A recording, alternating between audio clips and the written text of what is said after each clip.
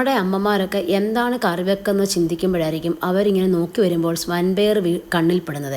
അപ്പോൾ അങ്ങനെ വരുമ്പോൾ നമുക്ക് ഇടി പിടിഞ്ഞൊരു വൻപയർ കറി വെക്കാവുന്നതാണ്. നമ്മൾ ഇതുപോലൊരു കുക്കർ എടുത്ത് അല്പം ചൂടായി വരുമ്പോൾ അല്പം എണ്ണ ഒഴിക്കുക, ആവശ്യത്തിന് എണ്ണ ഒഴിക്കുക, കടുക് പൊട്ടിക്കുക. എന്നിട്ട് നമുക്ക് ചെറിയ ഉള്ളിയും നല്ല നമ്മുടെ വെളുത്തുള്ളിയും വേണം. അത് രണ്ടും കൂടെ നമ്മൾ ചതച്ച് നന്നായിട്ട് വാരി ഇടുക. എന്നിട്ട് നമുക്ക് അല്പം കറിവേപ്പിലയും തേങ്ങാക്കൊത്തും ഇട്ട് കൊടുക്കുക. അല്പം ഉപ്പും ഇടാവുന്നതാണ്.